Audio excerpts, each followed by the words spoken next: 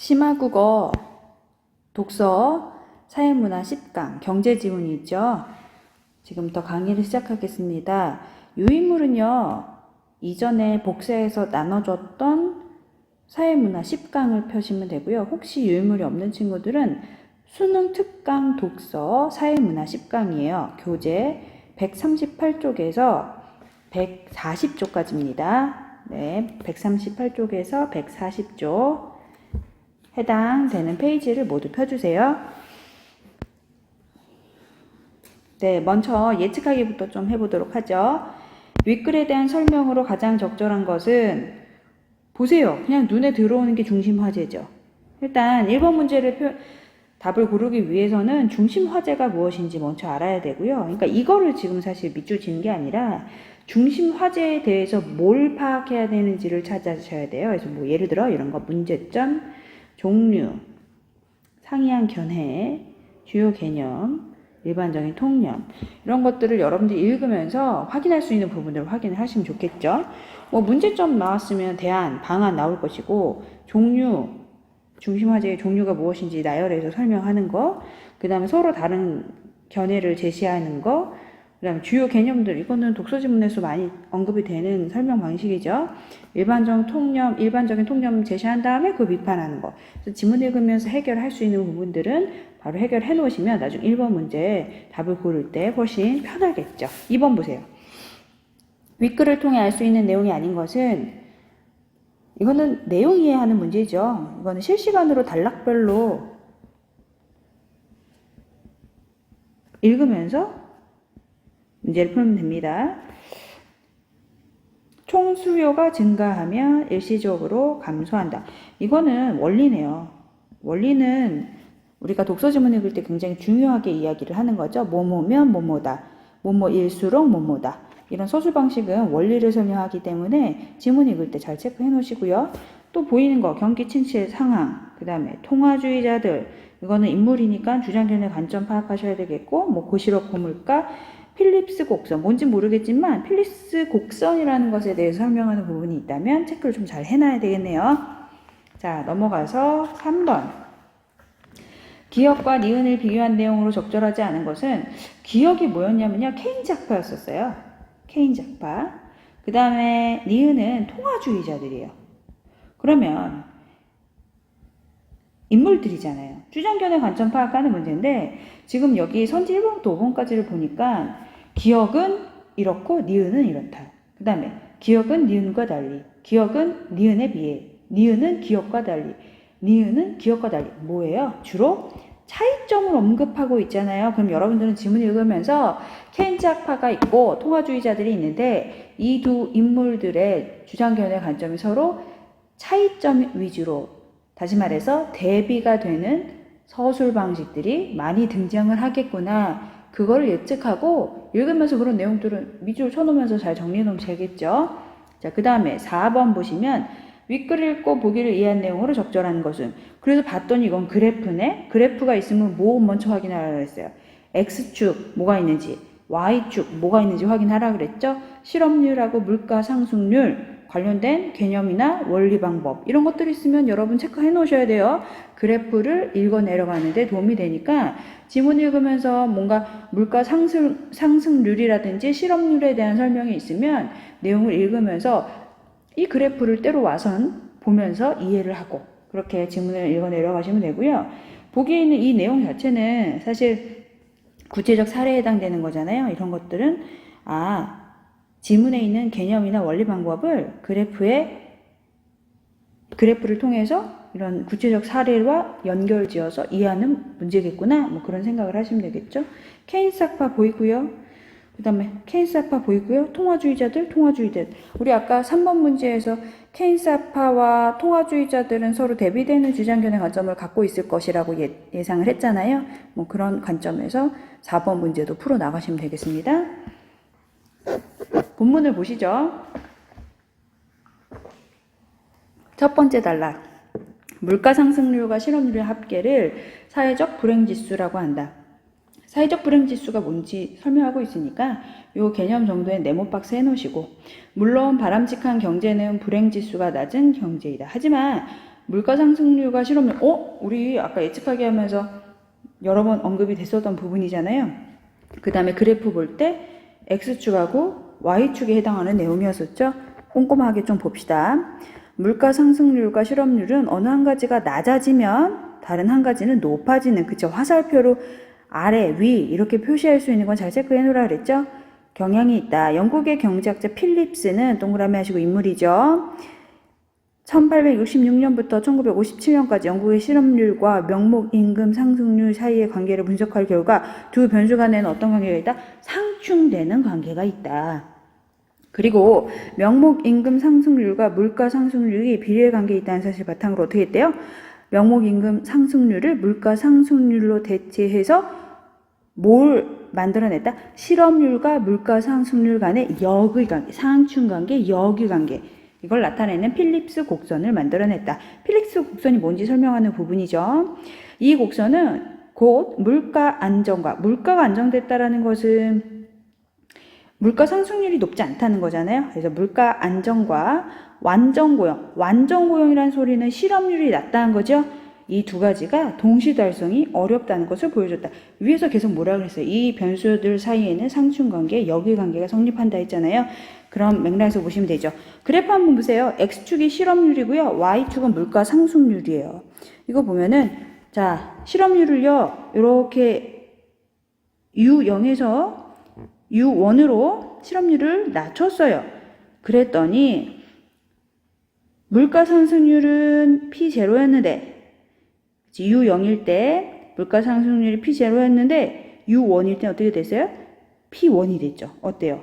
실업률은 줄어들었는데 물가 상승률은 높아졌죠. 이런 걸 바로 우리가 역의 관계라고 얘기하는 거잖아요. 그래서 그런 내용들을 그래프를 통해서 이해하시면 되겠습니다. 첫 번째 단락 읽었으니까 우리 문제를 좀 풀 수 있는 것들은 봐야죠. 아까 2번은 실시간으로 문제를 푸는 거라고 했잖아요. 근데 첫 번째 단락만 읽고서는 확인할 수 있는 선지가 없네요. 그럼 다시 돌아가세요. 자, 두 번째 단락 보도록 하겠습니다. 이러한 점에 기초해서 케인스 학파는 완전 고용의 대가로 약간의 물가 상승은 감소해야 되는 총수요 관리 정책의 유효성을 주장하게 되었다. 케인스 학파가 이런 정책을 주장했다고 하니까, 정책의 유효성을 주장했다고 하니까, 케인스 학파의 주장견의 관점이구나. 꼼꼼하게 보셔야 되겠죠. 그래서 완전 고용, 아까도 얘기 나왔었어요. 실업률이 낮다라는 거죠. 약간의 물가 상승, 그치, 감소해야 된다는 역의관계, 상충관계, 총수요 관리 정책의 유효성을 주장하게 됐는데, 그럼 총수요 관리 정책이 뭐냐? 정부의 지출을 조절하거나 세율을 조절하는 경기 조절 방식을 의미한다. 자, 이어서 보세요.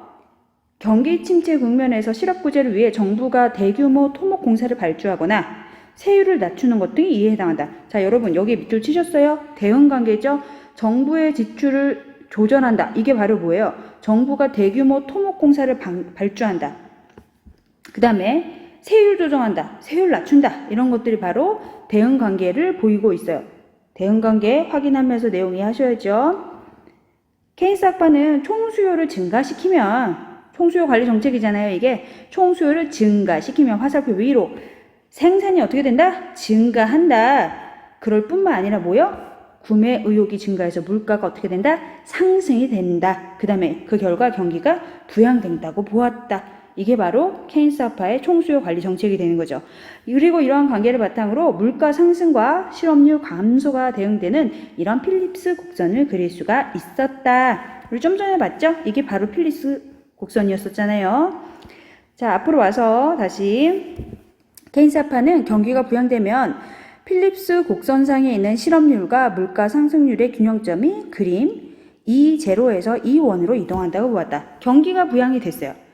총수요 정책의 수요 공급 정책에 의해서 경기가 결과적으로 부양이 된 거예요. 그러면 균형점이 어떻게 됐다고요? E0에서 E1으로 이동한다. 이건 그래프 있는 그대로 지문에서 설명한 대로 이해하면 되는 거겠죠. 자, 두 번째 단락까지 읽었습니다. 그럼 다시 우리 아까 풀던 문제. 선지 1번, 총수요가 증가하면 일시적이나마 실업률이 어떻게 된다? 감소한다. 그치? 우리가 아까 지문에서 두 번째 단락에서 총수요를 증가시키면 노동자 생산이 증가할 뿐만 아니라 노동자와 실업자의 수익과 구매욕이 증가하고 물가 상승이 나타나고 경기가 부양된다고 했잖아요. 그럼 더 많은 사람들이 일을 하니까 경기가 부양이 되고 총수요 자체가 증가가 되는 거겠죠. 그렇기 때문에 총수요가 증가하면 실업률이 감소한다는 설명은 맞아요. 그런데 뭐가 걸리냐면 일시적이라는 말이 우리가 두 번째 단락에서는 확인이 안 되는 내용이라는 거죠. 그래서 일단 부분적으로 맞네, 나머지 일시적이라는 내용이 나오면은 다시 한번 이 부분은 확인을 해야 되겠다 라는 생각을 하셔야 되겠죠. 다시 돌아와서 세 번째 단락 이어서 보도록 하겠습니다. 케인스 학파가 전제하는 우하향의 필립스 곡선은 1960년대까지는 설명할 수 있었다라는 거죠. 경제 현상을.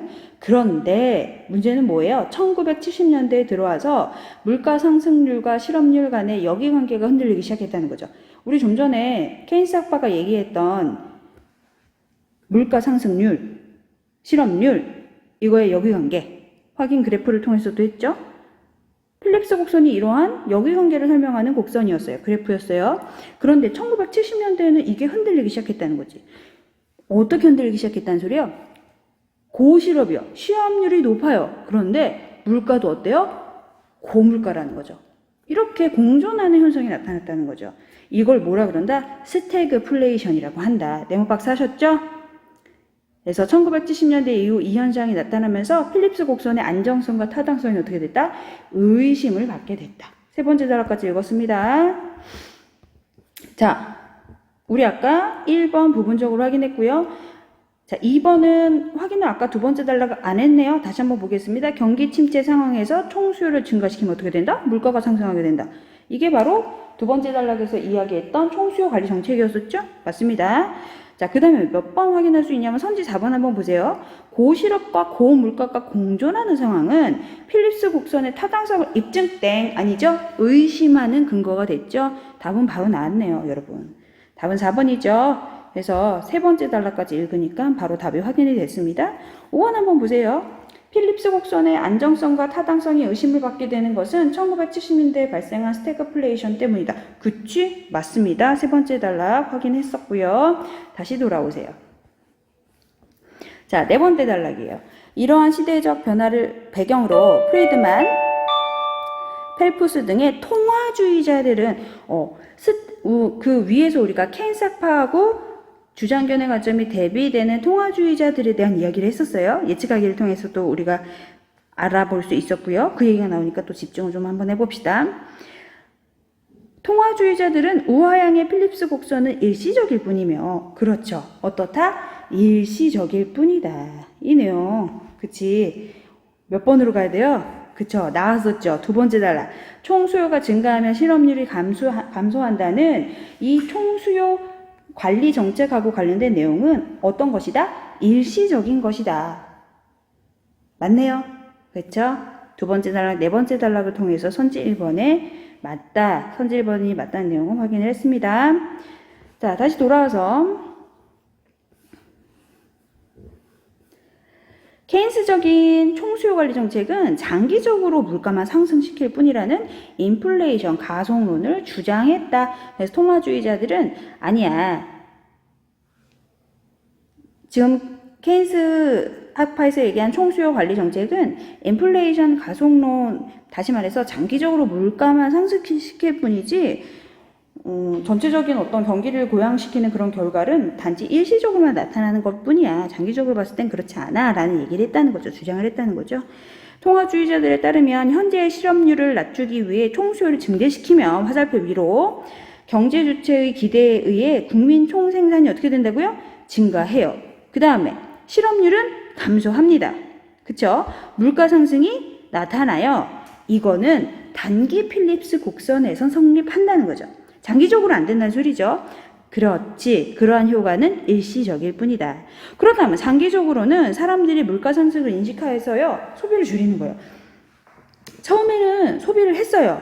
그런데 사람들이 시간이 좀 지나니까 내가 나중에 이게 물가가 계속 상승하네. 내가 돈을 있는 대로 다 쓰면 안 되겠는데 나중을 위해서라도 저축을 해야 되겠는데 그러면서 물가 상승을 인식하고 소비를 줄인다는 거죠.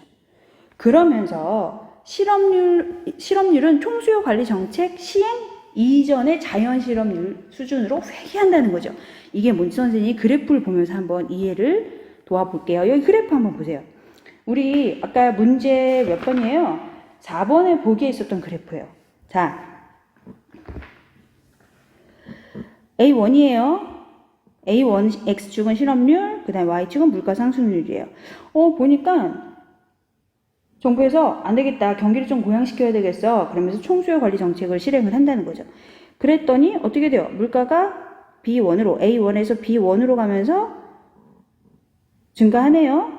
그런데 장기적으로 봤을 때 어떻게 된다는 거예요? 통화주의자들은. 사람들이 물가 상승을 인식하고 소비를 억제한다는 거죠. 돈을 쓰지 않는다는 거예요. 그러면 어떻게 된다고요? 다시 자연 실업률로 회귀하게 된다는 거예요. 마찬가지예요. 또 총수요 관리 정책을 써요. 그럼 어떻게 돼요? 물가가 상승해요. 균형점이 A1에서 B1으로 이동한다 그랬잖아요. 이번은 A2에서 B2로 이동을 하는 거죠. 근데 사람들이 또 상승을 인지해요. 물가 상승이 계속 일어나는데 돈을 좀 아껴 써야 되겠는데 그러면서 다시 자연 실업률로 회귀를 하게 된다는 거죠. 이렇게 지그재그로 왔다 갔다 한다는 거예요. 여러분 지문의 내용과 문제에 실려있는 그래프 같은 것들은 연관성이 분명히 존재해요. 그렇기 때문에 오히려 그래프가 있다 그래서 긴장하고 그래프 어려운데 이러지 마시고 지문을 읽으면서 그래프를 같이 보면서 이해하면 훨씬 더 이해가 잘 될 수 있다는 소리예요. 자, 좀 전에 우리가 봤었던 내용이고요. 다시 그러면 원래대로 돌아가서 이 얘기가 그 얘기죠. 그래서 실업률을 낮추기 위해서 총수요 관리 정책을 반복해서 시행할 경우에는 어떻게 된다? 회귀하는 자연 실업률로 수준으로 회귀하는 모습을 그래프를 통해서도 확인할 수 있었다. 즉 그림에서 단기 필립스 곡선에 의해 E0에서 E1으로 이동했던 균형점이 균형점이 이동했었잖아요. 경기 주체의 물가 상승 인식으로 인해 필립스 곡선 자체가 우측으로 이동하면서 물가 상승률은 B1, 실업률은 U0인 균형점으로 이동하게 된다. 아까 말했던 거죠? 어떻게 되는 거예요? 그쵸. 그림을 그려보면 간단하게만 설명을 하면 이런 식으로 그래프가 있으면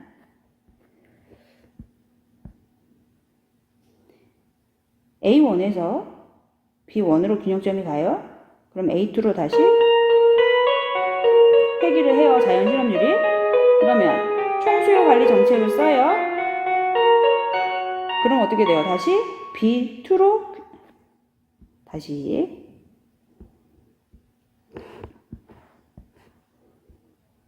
좀 크게 그려볼게요.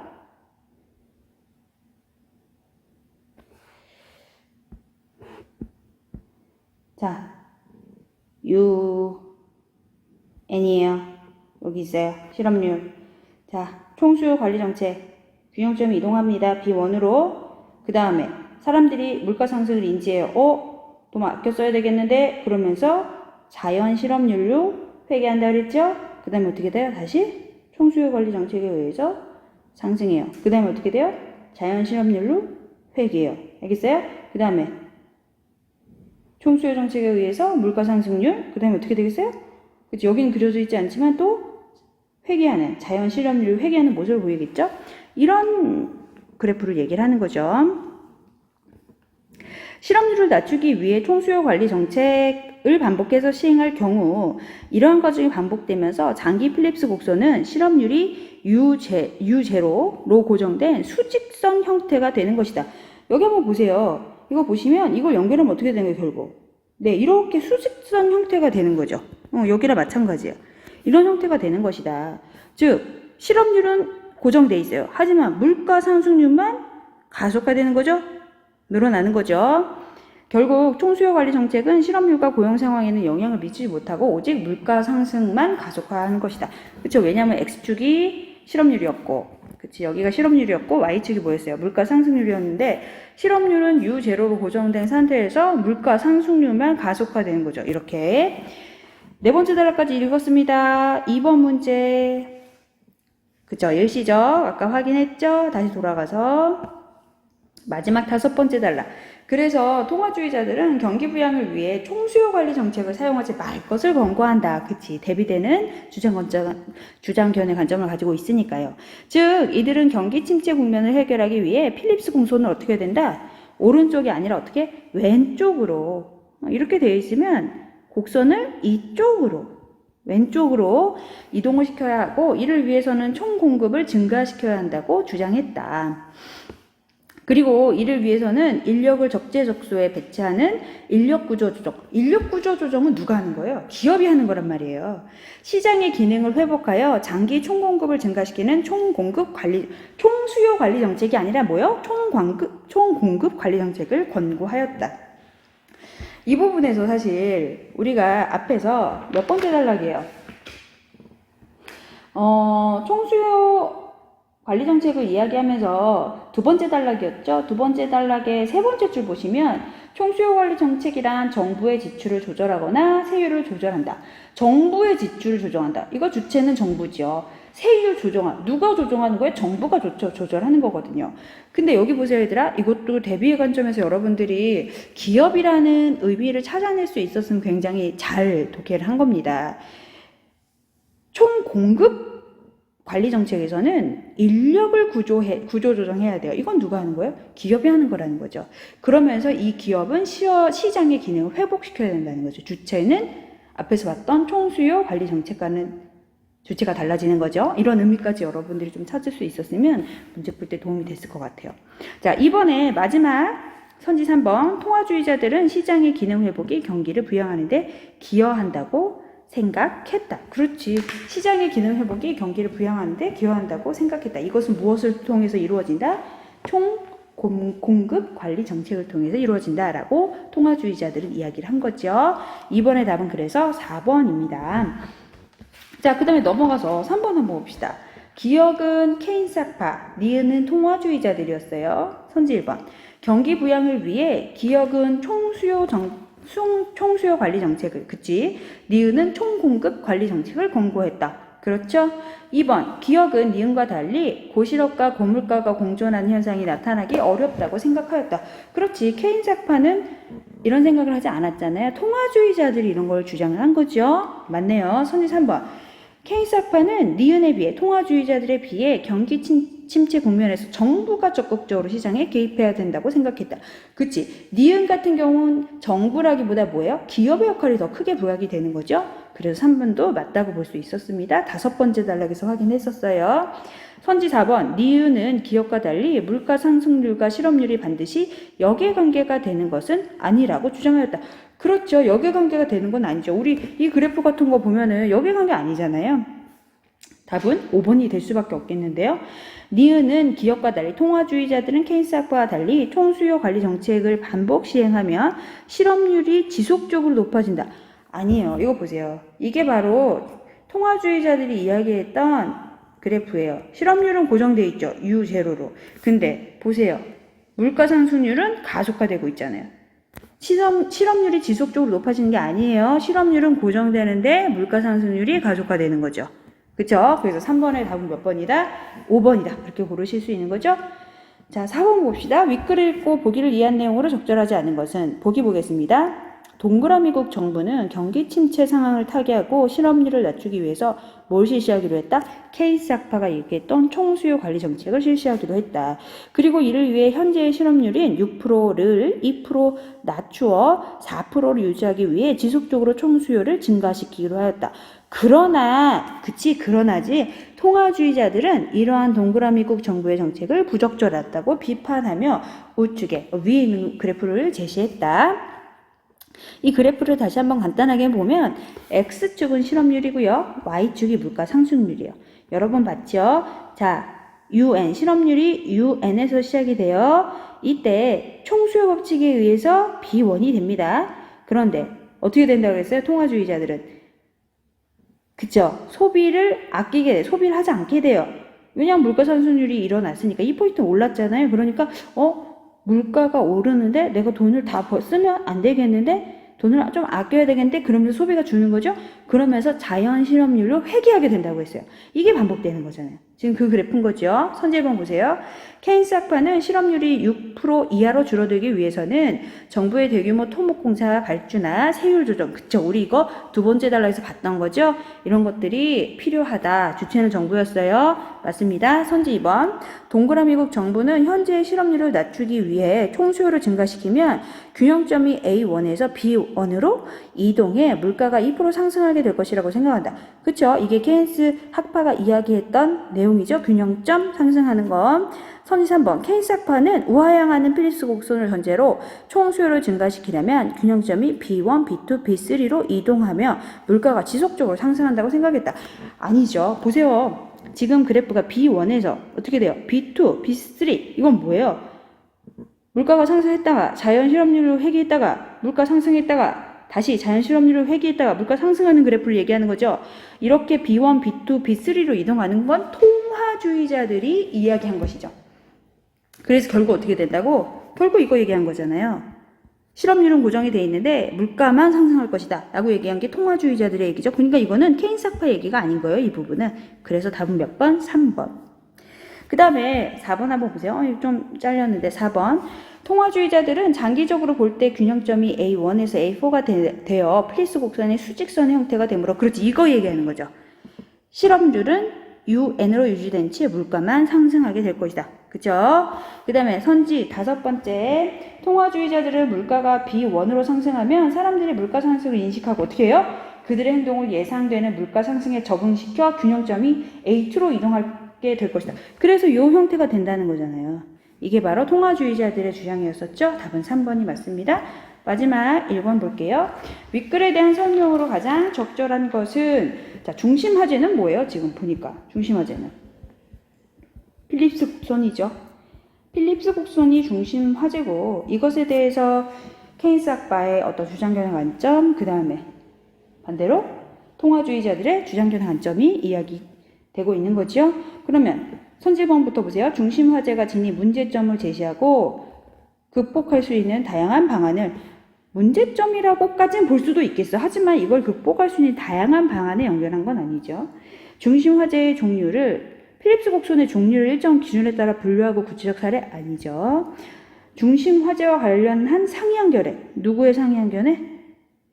그쵸. 케인스 학파와 통화주의자들. 그걸 제시했어. 맞아요. 각각의 견해에 대해서 설명하고 있다. 답은 3번이네요. 중심 화제와 관련된 주요 개념들 제시하는 거 맞아요. 그 의미 비교하고 있어요? 아니죠. 중심 화제에 대한 일반적 통념 제시한 거 아니었습니다. 비판도 아니에요. 답은 3번이 맞습니다. 자, 오늘 수업은 여기까지고요. 여러분들 그래도 이런 동영상 강의의 장점은 다시 돌려볼 수 있다는 거죠. 그래서 오늘 수업한 내용이 좀 부분적으로 이해가 안 되거나 그런 친구들은 교재 해설지나 아니면 영상을 다시 보면서 안전하게 잘 복습하기 바랍니다. 수고하셨습니다.